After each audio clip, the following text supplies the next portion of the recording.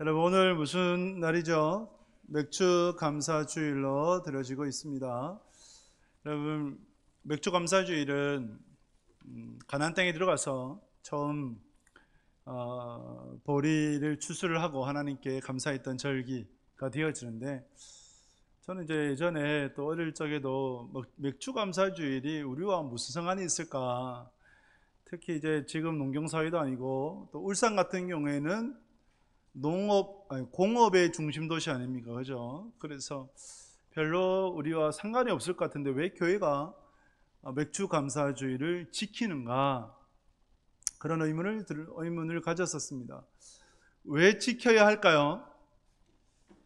그 이유를 성경에서 찾죠. 출애굽기 23장에 보게 되면 23장 14절에서 16절 말씀 같이 읽겠습니다. 너는 매년 3번 내게 절기를 지킬지니라. 너는 무교병의 절기를 지키라. 내가 내게 명령한 대로 아비벌의 정한 때에 이래 동안 무교병을 먹을지니 이는 그 달에 내가 애굽에서 나왔음이라. 빈손으로 내 앞에 나오지 말지니라. 맥주절을 지키라. 이는 내가 수고하여 밭에 버린 것의 첫 열매를 거둠이니라. 수장절을 지키라. 이는 내가 수고하여 이룬 것을 밭에서부터 거두어 저장함이니라. 아멘. 하나님께서 매년입니다.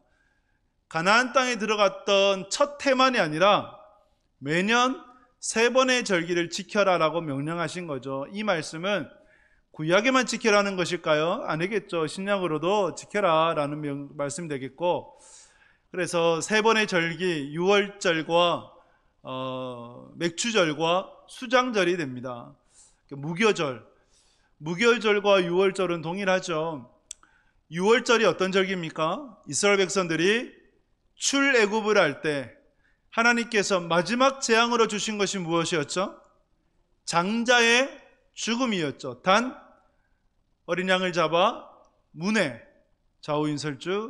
문설주에 바르게 되면, 그러면 그 피를 보고 심판하지 않고 그냥 넘어가겠다. 영어로는 패스오버가 되어지고 넘어간다는 의미로 유월이 되죠.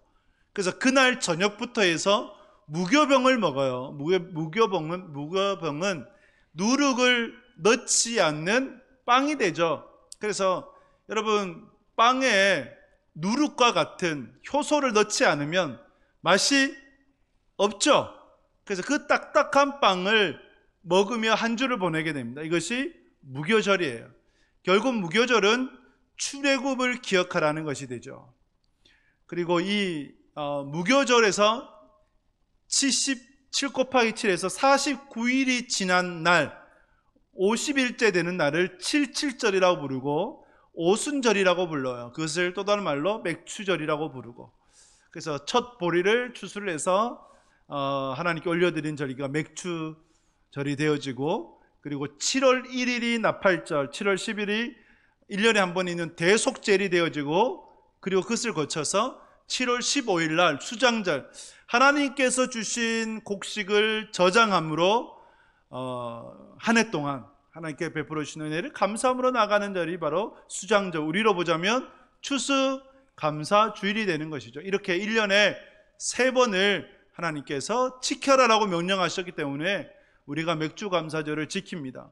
또 맥주 감사절은 우리에게 중요한 의미를 갖죠. 한 해를 생각을 해보면 딱 중간에 있는 것이 맥주 감사절입니다. 여러분, 벌써 2025년도 상반기가 지나갔어요. 하반기가 시작이 됩니다. 그래서 상반기를 보내고 하반기를 준비하는 우리들에게 있어서 인생의 하프타임 같은 시간이 바로 이 맥주 감사 주일이 되는 것이죠. 그럼 축구 경기에는 전반전이 있고 후반전이 있죠. 그 중간에 뭐가 있어요? 휴식 시간이 있죠. 10분의 하프타임이 있어요. 이 하프타임을 어떻게 보냈느냐에 따라서는 후반전의 승패가 갈라져요. 그만큼 중요하죠.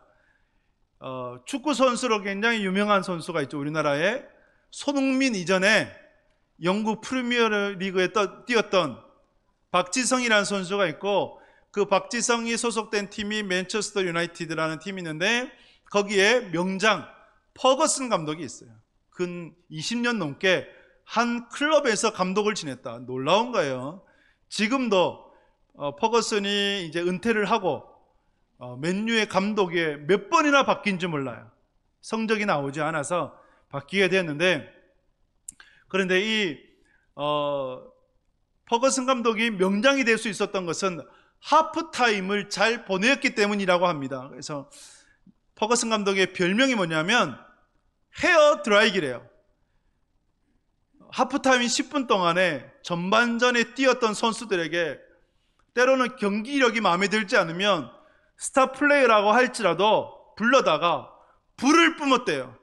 그래서 머리카락을 서늘하게 만들 정도로 헤어 드라이기로 정신력을 가다듬고 심기일전에서 후반전에 정말 전력을 쏟도록 그렇게 만들어가지고 전반전에 불리했던 경기를 후반에 역전하는 경기로 많이 만들어서 맨체스터 유나이티드가 명문 구단이 되었다고 합니다. 그래서 우리의 인생에도 하프타임이 중요해요. 제가 교육자들에게 상반기 사역 결산보고를 올려라라고 얘기를 했어요. 왜 올려라고 하냐? 왜 그럴까요? 괴롭히려고? 아니죠. 상반기 동안에 어떻게 사역했는지 스스로를 점검해보고 잘한 것은 더 잘할 수 있도록 하고 못한 것은 보완해서 해나가라고 그렇게 상반기 결산보고를 올리도록 하는 거죠. 그만큼 나 자신을 되돌아보고 앞으로 주어진 시간을 어떻게 사역할 것인가를 점검해 나가는 것은 굉장히 중요한 겁니다. 그래서 여러분들이 이 맥주 감사주의를 통해서 인생의 하프타임으로 만들어 가실 수 있기를 주님의 이름으로 축복합니다. 하나님께서 여러분들에게 베풀어 주신 은혜들을 세어보면서 찾아보면서 감사하시고, 그래 하나님께서 또 앞으로 어떻게 이끌어 가실까, 은혜를 베풀어 주실까를 기대할 수 있는 하나님의 사람 되시길 주님의 이름으로 축복합니다. 여기서 우리가 의문을 가져요. 하나님은 왜 무엇 때문에 1년에 3번씩 절기를 지키도록 하셨을까? 절기 지키는 거 쉽지 않거든요. 예루살렘에 있으면 편해요. 그런데 사람들이 예루살렘에만 거주하는 거 아니지 않습니까? 해외에도 있을 수도 있고 아니면 저 먼 부엘세바나 단에 있을 수도 있고 갈릴리에 있을 수도 있고, 그들에게 매년 3번의 절기를 지키라고 하는 것은 부담이 될 수 있죠. 그런데 하나님께서 왜 매년 3번의 절기를 지켜라, 내게 와서 보여라, 그런 명령을 내리셨을까요? 그 이유를 오늘 시편 103편 2절에서 찾을 수가 있습니다. 시편 103편 2절 같이 읽습니다. 내 영혼아 여호와를 송축하며 그의 모든 은택을 잊지 말지어다. 아멘. 여러분, 내 영혼아 여호와를 송축하라, 모든 은택을 잊지 말지어다. 누가 누구에게 명령한 거예요?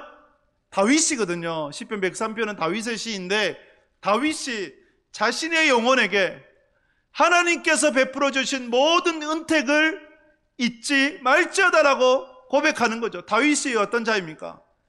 이새의 아들 아닙니까? 아버지 이새가 다윗을 그렇게 자랑스러워하지 않았어요. 아버지에게는 내세우고 싶지 않은 아들이 바로 다윗이었습니다. 사무엘이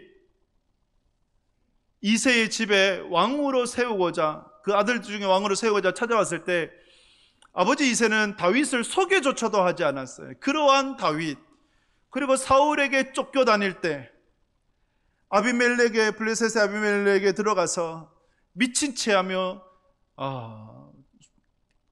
침까지 흘리고 벽을 긁으며 겨우겨우 생존해야 했던 다윗, 그 아들 압살롬에 의해서 야반도주까지 했던 그런 다윗이었지 않습니까?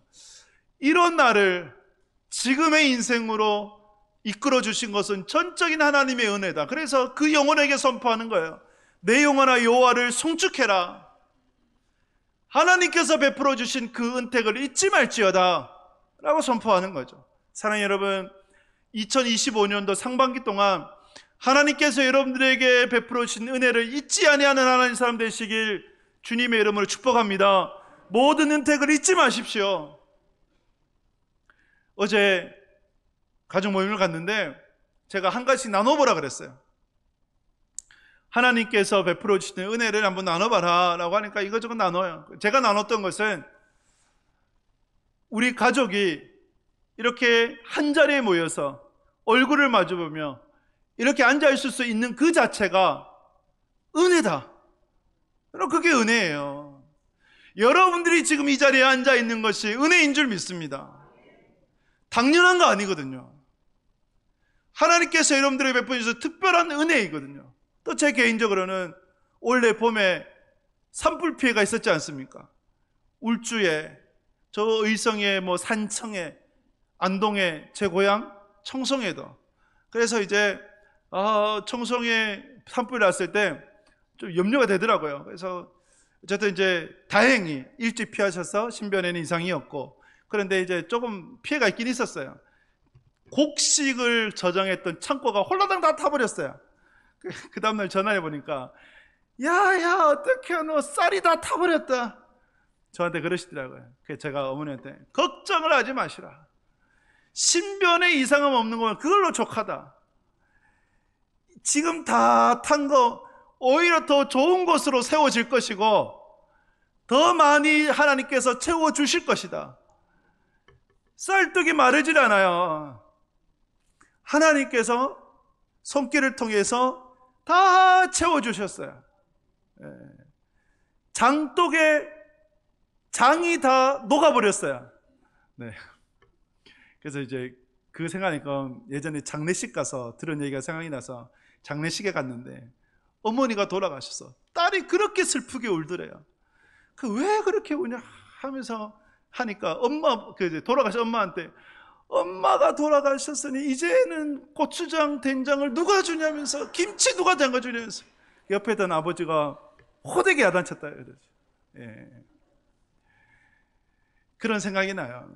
그래서 여러분, 그러한 산불의 피해가 있었지만 그러나 전화위복으로 만들어주시고 또 몸이 다치지 않은 것만도 얼마나 감사합니까? 여러분, 더우시죠? 지금 여름 너무 덥지 않습니까? 특별히 장마가 어떻게 이렇게 짧아요. 근데 제가 더운 것도 저는 감사해요. 장마가 짧은 거는 더 감사해요. 왜 그런지 아십니까? 장마가 만약에 예전처럼 그렇게 집중호우가 내리잖아요. 그러면 산불 난 지역은 산사태가 나요. 산에 나무가 없어요. 제가 가보니까 풀이 없어요. 다 죽어버렸어요. 그러면 비가 쏟아지면 그러면 거기에 산사태는 거의 나요. 그런데 이만큼 장마를 유난히 원래 짧게 만드신 것도 하나님의 은혜이다. 그래서 저는 이 무더위도 감사하더라고요. 제가 무엇을 말씀드리고 싶냐, 찾아보면 은혜 아닌 것이 있을까요? 우리가 던지는 질문, 하나님 은혜가 무엇입니까? 그 질문이 아니라 여러분들이 은혜 아닌 것이 무엇입니까?로 바뀌어져야 됩니다. 할렐루야. 여러분들에게 주어진 것 가운데 은혜 아닌 것이 있었습니까? 없지 않나요? 미국에 영향력을 줬던 백인을 꼽아보라면 한 매거진에서 그 중에 한 사람 헬렌 켈러를 백인 중에 선정을 했어요. 헬렌 켈러가 누구입니까? 보지도 듣지도 말하지도 못하는 사람 아닙니까? 그런데 헬렌 켈러가 인터뷰에서 이렇게 얘기를 했거든요. 하나님께서 내게 주신 것이 너무나 많다. 너무 많아서 주시지 않은 것을 생각해 볼 겨를도 없다. 여러분들은 어떠세요?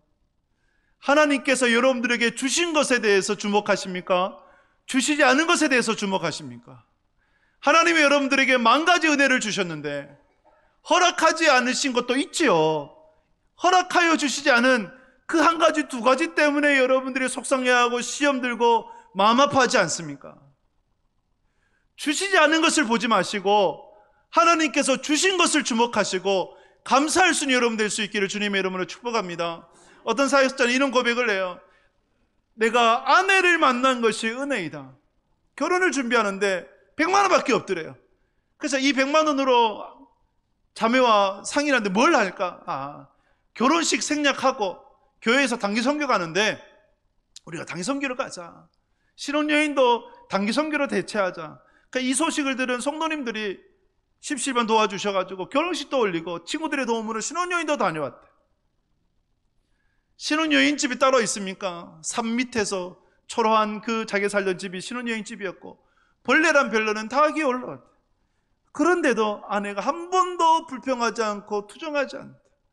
이런 아내를 만난 것이 은혜이고, 그리고 그 아내와 함께 태어난 이 아이들을 만난 것이 은혜이다. 그거죠.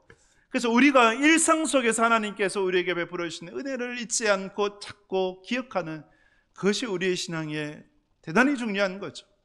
여러분, 다윗의 고백처럼 내 영혼아 여호와를 송축해라, 내 영혼아 여호와께 감사해라, 그의 모든 은택을 잊지 말지어다.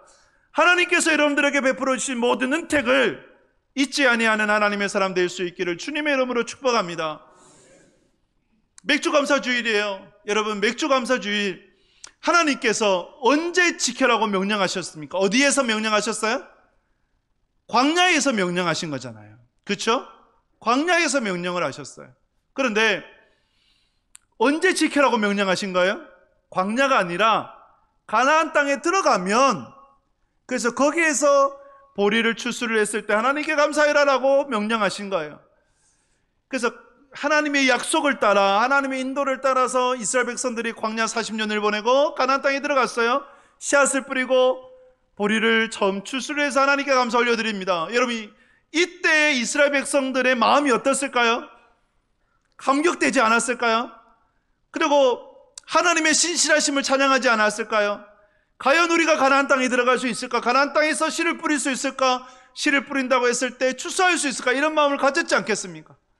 그럼에도 하나님의 신실하심 가운데 지금까지 인도해 주셨고, 하나님께서 은혜 주셔서 이처럼 추수도 하게 됐다는 것에 대해서 감사할 수밖에 없었을 거예요. 그러면서 그 마음 가운데 기대할 거예요.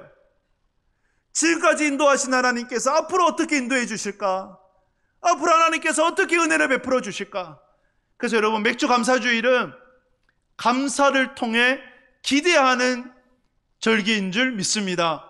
2025년도 상반기에 하나님께서 여러분들에게 행하셨던 그 은혜들을 잊지 아니하고 감사하면 하반기 때 하나님께서 내게 어떤 은혜를 베풀어 주실까를 기대할 수 있는 것이죠. 할렐루야. 감사를 통해 앞으로 베풀어 주실 은혜를 기대할 수 있는 하나님의 사람 될 수 있기를 주님의 이름으로 축복합니다. 하나님은 감사하는 자에게 놀라운 은혜를 베풀어 주셨어요. 생각지도 못한 은혜를 베풀어 주셨어요. 누가복음 17장에 보면 10명의 나병 환자들이 있었죠. 나병 환자는 피부가 문드러진 병 아닙니까? 가족들하고도 지낼 수 없어요. 그 나병 환자들이 기댈 데가 없어서, 고침받을 데가 없어서 예수라는 소문을 듣고 예수님께 나와 우리를 불쌍히 여겨주십시오라고 했을 때 10명의 나병 환자들에게 예수님께서 뭐라 말씀하셨습니까? 가서 제사장에게 보여라. 제사장이 보이는 것은 깨끗함을 받았을 때요. 그런데 낫지도 않았는데 가서 보이라고 하는 거예요. 근데 10명의 나병 환자들이 순종했어요. 가다가 어떻게 됐어요? 깨끗이 나았죠. 나았는데 10명의 나병 환자 중에 몇 명만 돌아왔어요? 한 명만 돌아와서 예수님께 감사했어요. 근데 그 한 명에게 어떤 역사가 일어나요? 말씀 보면 누가복음 17장 18절에서 19절 말씀 같이 읽습니다. 이 이방인 외에는 하나님께 영광을 돌리러 돌아온 자가 없느냐 하시고 그에게 이르시되 일어나 가라 내 믿음이 너를 구원하였느니라 하시더라. 아멘. 9명은 육체만 치료를 받았어요. 그죠? 근데 감사해서 주님께로 돌아와 영광을 올렸던 그 한 사람에게는요, 영혼까지 고침을 받았습니다. 할렐루야.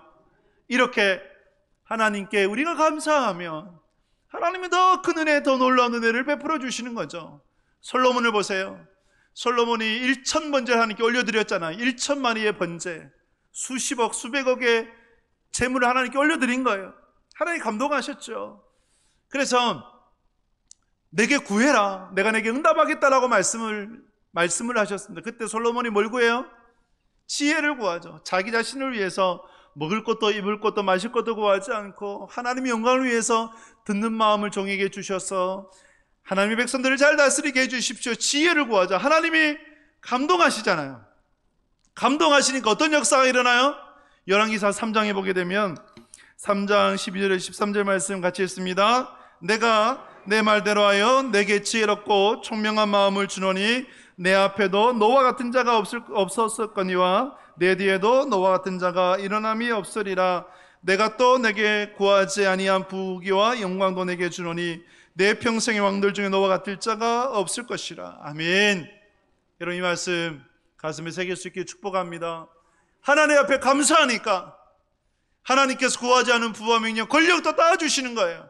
제가 세대 통합할 때 그런 말씀을 선포했어요. 아이들이, 자녀들이 하나님께 감사해서 하나님 위해서 살겠습니다라고 헌신하고 하나님께 드려진다면 하나님께서 구하지 아니했던 그 모든 것들도 하나님께서 채워주시리라. 할렐루야. 여러분, 그 은혜가 저와 여러분들의 삶 가운데 충만하실 수 있기를 주님의 이름으로 축복합니다. 감사함으로 하나님께서 어떻게 행하실지를 기대하실 수 있는 여러분들이 꼭 되시길 바랍니다. 다윗이 자기 자신에서 선포했잖아요. 내 영혼아 여호와를 성축해라. 감사해라는 거죠. 찬양해라. 그의 모든 은택을 잊지 말지어다라고 선포해요. 그러면서 그리했을 때 하나님께서 행하셨던 그 일들이 어떠한가를 그 후절에서 기록을 해요. 103편 3절에서 5절 말씀을 보면 같이 읽습니다. 그가 내 모든 죄악을 사하시며 내 모든 병을 고치시며 내 생명을 파멸해서 속량하시고 인자와 긍휼로 관을 씌우시며 좋은 것으로 내 손을 만족하게 하사 내 청춘을 독수리같이 새롭게 하신도다. 아멘. 여러분, 이 은혜를 누가 경험했어요? 다윗이 경험을 했어요. 그래서 이 말씀을 묵상을 하는데 어제 갑자기 기도가 되더라고요. 하나님, 어떤 형편에도 어떤 환경에도 어떤 여건에도 우리 성도무교회 성도들이 감사하게 해 주십시오. 그의 모든 은택을 잊지 아니하게 하여 주십시오. 그래서 오늘 이 다윗의 고백과 같이 이 은혜를 하나님 우리 성도님들에게 허락하여 주십시오. 그 모든 죄를 사하여 주십시오. 모든 병을 고쳐 주십시오. 그 영혼을, 그 생명을 파멸해서 속량해 주시고 하나님의 인자와 긍휼로 머리에 관을 씌워 주시기를 바라고, 그 만족을, 그 소원에 하나님께서 만족을 허락하여 주셔서 그 청춘을 독수리같이 새롭게 하여 주십시오. 이 기도를 하나님께 올려드리게 돼요. 사랑하는 여러분, 하나님께서 베풀어 주실 그 은혜를 기대하시고 여러분들의 죄를, 여러분들의 병을, 여러분들의 소원을 정말 새롭게 하여 주시, 상상도 못할 은혜로 채워주실 그 하나님을 기대하며 하반기를 걸어가는 하나님의 사람 되실 수 있기를 주님의 이름으로 축복합니다. 하나님께서 베풀어 주신 은택을 잊지 마십시오. 그리고 그 은혜를 감사하며 기대할 수 있는 여러분들이 꼭 되실 수 있기를 축복합니다. 마지막으로 하나님은요, 지금 이 순간에도 감사하는 자를 찾으세요. 누가복음 17장 17절에 이렇게 말씀을 했어요. 10명의 나병한 자들을 대상으로 같이 읽습니다. 예수께서 대답하여 이르시되 10사람이 다 깨끗함을 받지 아니하였느냐? 그 9은 어디 있느냐? 아멘. 10사람이 깨끗함을 받았는데 9명은 어디 있을까요? 왜 한 사람만 돌아와서 감사했을까요? 왜 9명은 감사하지를 못했을까요? 그래서 그런 생각을 해봤어요. 왜 감사하지 못했을까? 좀 긍정적인 생각으로 감사한데 표현하지 못했을 것이다. 이거는 제일 긍정적인 생각. 근데 여러분, 시는 쓰여질 때까지 시가 아니죠. 노래는 불러질 때까지 노래가 아니에요. 사랑은요, 고백할 때까지 사랑이 아니죠. 내가 아무리 저 자매가, 저 형제가 너무 좋아, 결혼하고 싶어. 그런데 고백하지 않으면 알아요, 몰라요? 몰라요. 그러면 다른 사람한테 시집가고 장가들어도 아무 소용이 없는 거죠. 여러분, 감사는 우리의 입술에만 담겨져 있는 거 아니에요. 우리 마음속에만 담겨져 있는 것이 아니에요. 고백되어져야 합니다. 할렐루야. 고백하지 못했다. 그 9명이 왜 감사하지 못했을까? 당연한 것으로 여겼다. 오늘 말씀 가운데 이방인이라 그러죠. 그는 사마리아인이어서 그 당시에 돌아와서 하나님 앞에, 예수님 앞에 감사했던 자는 사마리아인, 예수님 당시에 사마리아인은 이방인 취급을 했거든요. 그렇다면 이는 이방인이라는 것은 추정해 보면 다른 이들은 유대인이 아니었을까? 사마리아인은 하나님께서, 주님께서 내게 은혜를 베풀어 주신다, 이방인인 나에게도 짐승 취급을 하는 내게도 이런 은혜를 베풀어 주신다라고 하는 것은 결코 당연한 것이 아니라 하나님의 놀라운 은혜라는 것을 고백하게 되었고, 다른 이들은 당연히 여기지 않았을까? 여러분, 은혜의 반대말이 뭘까요? 은혜의 반대말은 당연함이에요. 당연히 여기는 거예요. 감사의 반대말은 불평이죠. 하나님께서 여러분들에게 주신 것이 결코 당연한 것 아닙니다. 은혜는 때로는 여러분 공기와 같고, 항상 우리 곁에 있는 공기와 같고, 아침에 떠오르는 태양과 같고, 밀려오는 파도와 같아요. 그러나 여러분, 아침에 태양이 떠오르는 것이 당연한 것처럼 여기지만, 그러나 그것이 결코 당연한 것은 아니에요. 밤새워서 일을 하고, 밤새워서 근무를 하고, 밤새워서 초소를 지킨 그들에게는 아침에 떠오르는 태양의 고마움이 얼마나 큰지를 느껴요. 그래서 여러분, 하나님께서 여러분들이 베푸시는 은혜가 절대 당연한 것 아닙니다. 옆에 계신 여러분들의 가족들이 옆에 있다는 것이, 내 동력자가 옆에 있다는 것이 결코 당연한 것이 아니에요. 할렐루야. 하나님께서 주신 특별한 은혜인 거죠. 제게 있어서 여러분들이 있다는 것은, 그것은 결코 당연한 것이 아니죠. 하나님께서 제게 주신 특별한 은혜가 되는 것이죠. 당연한 것으로 여기지 아니할 때 하나님 앞에 감사할 수 있는 거죠. 9명이 왜 감사하지 못했을까? 당연한 것을 여겼기 때문입니다. 9명이 왜 감사하지 못한 줄 아십니까? 믿음이 없었기 때문이에요. 왜 믿음이 없었느냐? 나병 환자들은 가족들과 함께 지내질 못하거든요. 그런데 고침을 받았어요. 고침 받았는데 이 고침 받아서 누구 품에 안기고 싶을까요? 사랑하는 가족들 품 아닐까요? 그래서 제사장이 보이고 얼른 가족에게로 뛰쳐간 거죠. 그러면 돌아와서 감사했던 그 이방인은 뭡니까? 하나님을 더 사랑한 겁니까? 가족을 더 사랑한 겁니까? 돌아와서 감사했던 사람은 하나님을 더 사랑한 것이고, 먼저 가족 품으로 간 이들은 가족을 더 사랑한 것이고, 그것은 하나님을 사랑하지 않은 거예요.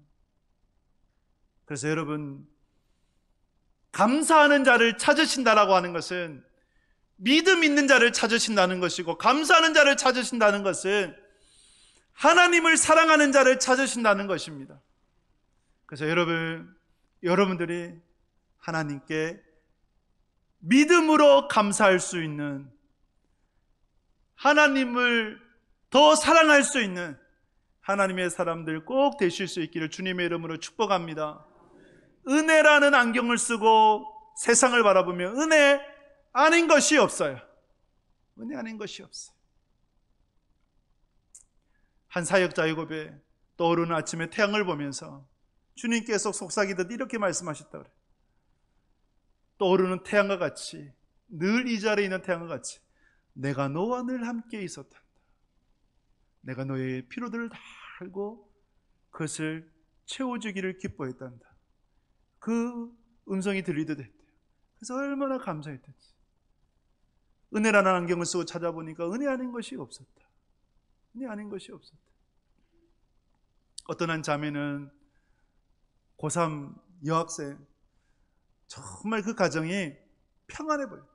밖에서 보기에는. 그런데 교사였던 아버지가 술만 먹으면 일주일에 4-5번 어머니를 폭행을 하고, 근데 그 어머니가 신앙이 있었기에 가정을 끝까지 지켰고, 그래도 경제적으로 어렵지 않았기에, 또 아버지가 부유하게 자랐기에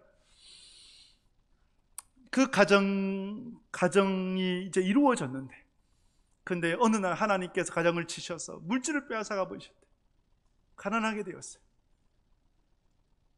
근데 이 아버지가, 변할 것 같지 않았던 아버지가 하나님께서 물질을 치시니 하나님 앞에 엎드려 돌아오게 되었고, 결국 이 가정은 하나님 앞에서 더욱더 견고하게 세워줄 수 있었다라는 고3 유학생이 그 고백을 해요.